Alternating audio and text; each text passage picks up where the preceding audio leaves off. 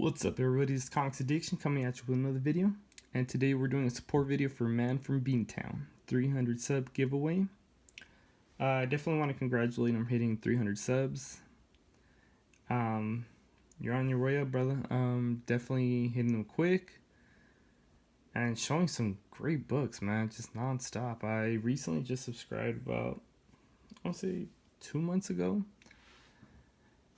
And with so many channels I've been subbing up to, I haven't really been commenting. Just I'm impressed by what he's been picking up. And his content's simple, just show your top 10 banging books and just shout out 3 fellow YouTubers and be subbed. Definitely sub. Like I said, I subbed about, I want to say 2 months ago, maybe a little bit more.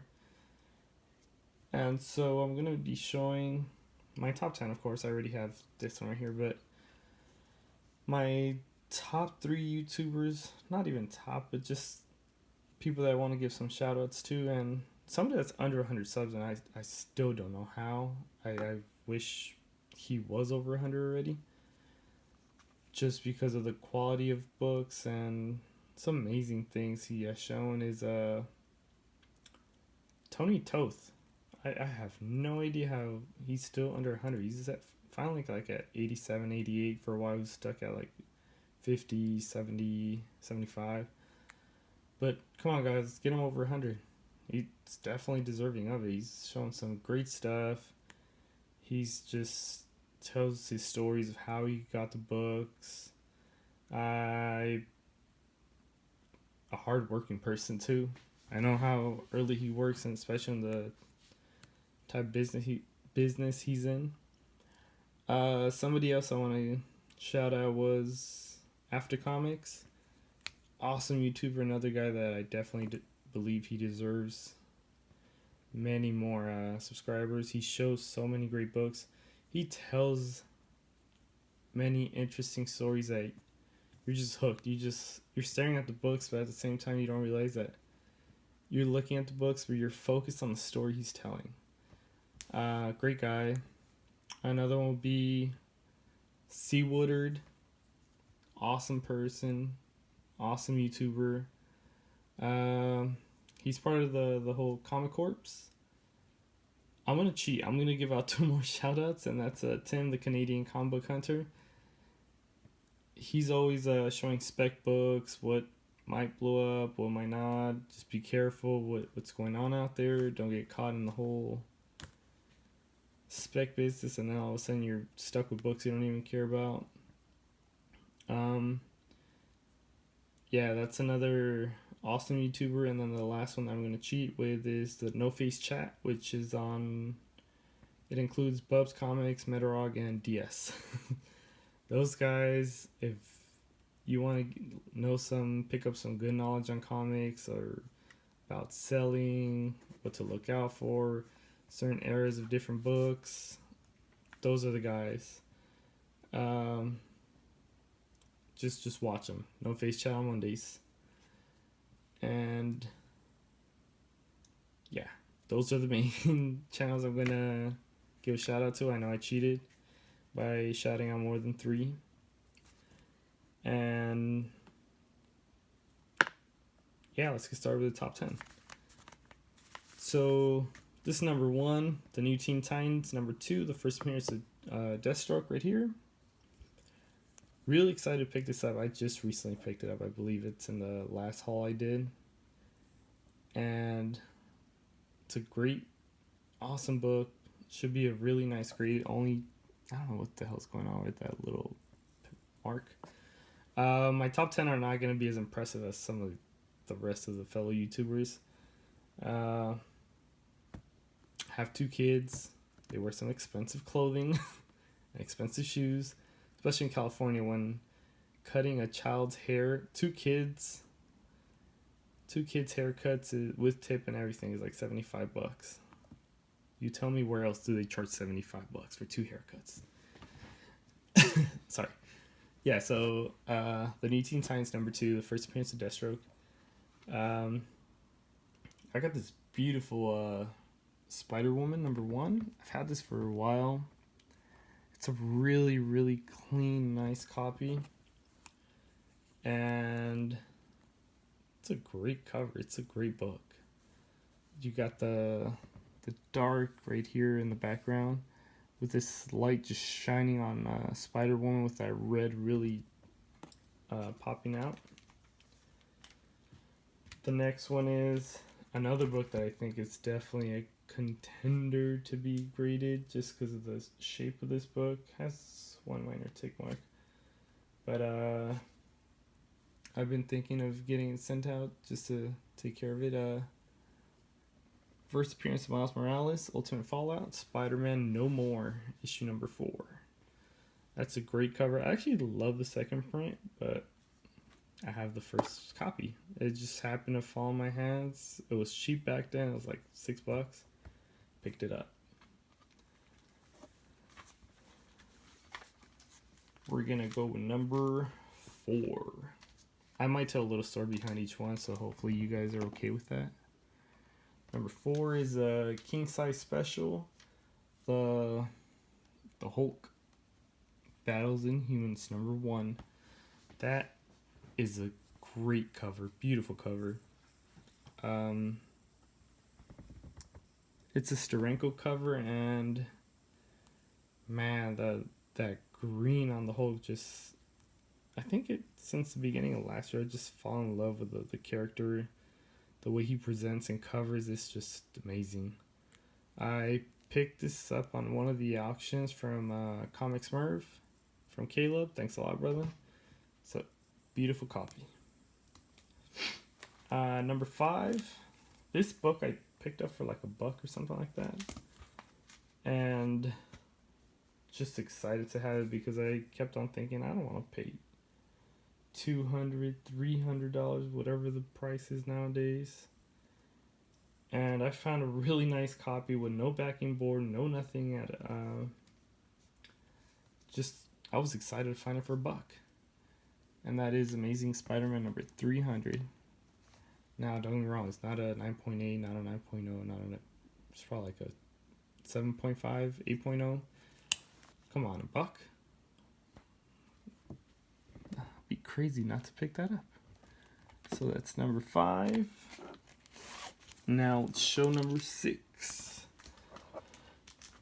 #6 I recently picked up at a con. In March I went to WonderCon. That's right. You hear that? A little crinkling sound? That's from a slab. Probably sounds horrific on the phone actually. And that's Incredible Hulk #102, his first own story. I believe before the 101 is Tales of Suspense, if I'm not mistaken. I am sorry if I had mistaken the title. But this is his own first whole story, and that's The Incredible Hulk #102, which when I first started collecting, it always threw me off. Like, there was a Hulk 1, and then all of a sudden there's a Hulk 102, and I always thought, wait, what happened to Hulk 58, 95, 32? I was a new collector back in the days, but yeah, you got his own soul story right here finally. Big premiere issue. It's a 5.0. Do I want to upgrade? I don't know. I'm pretty happy with what I have right now. I might, or I might not. Like I said, as of right now, I'm pretty happy with what I got. That's #6. Let's go with #7, and once again, I picked this up this year. And that is Amazing Spider-Man #20, the first appearance of Scorpion. This is a great cover. I love this book. It's his first appearance. You got this writing right here. I guess it was like a date somebody wrote. And at the end of the day, that's perfectly fine. It is what it is.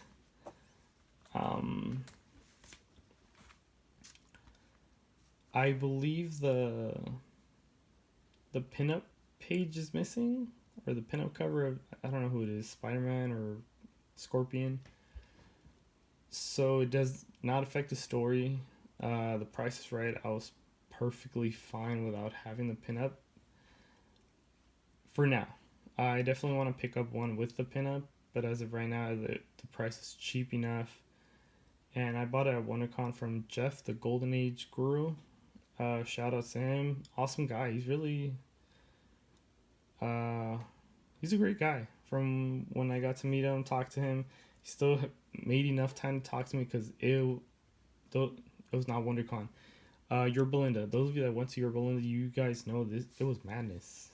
It was madness with collectors just talking, pushing, shoving, going nuts, collecting. It was fun, but it was. Thanks a lot, Jeff. So number 8 is gonna be the Defenders. Number 1, I found this for $10.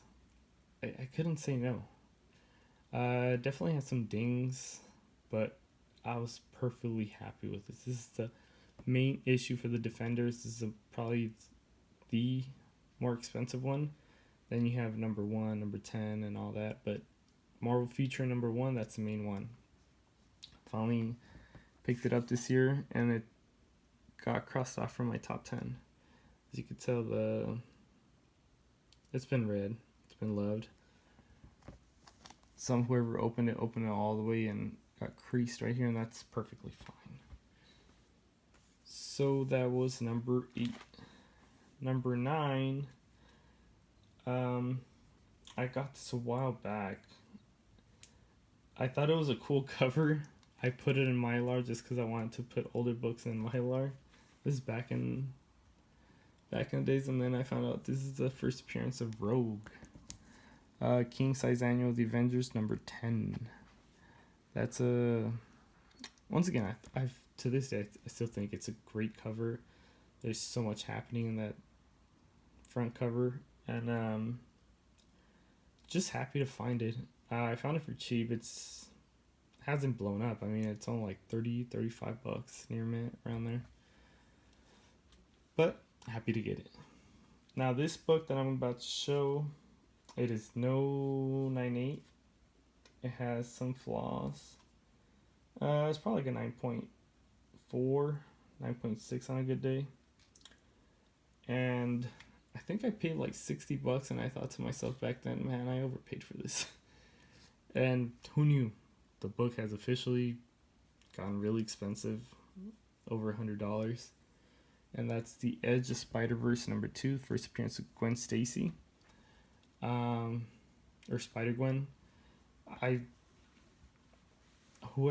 can't remember. Somebody had said something, but I can't remember who, so I will not say. Spider-Gwen, she's a badass character. I love her costume design. Whoever thought, hey, let's just go with these colors, this type of style, just genius. I'm sure there's some people who hate it. I don't know. But I think this is such a great cover. Love the whole thought of what if Peter Parker died and Gwen Stacy became Spider-Woman or Spider-Gwen. Those are my top 10 right there. Some books that I was thinking of throwing in there. I was thinking of throwing this in there, but did not quite make it. That was a Steranko cover, Nick Fury, Agent of S.H.I.E.L.D. I'm pretty happy with my top 10. Like I said, I have not been hunting huge, massive grails. Like,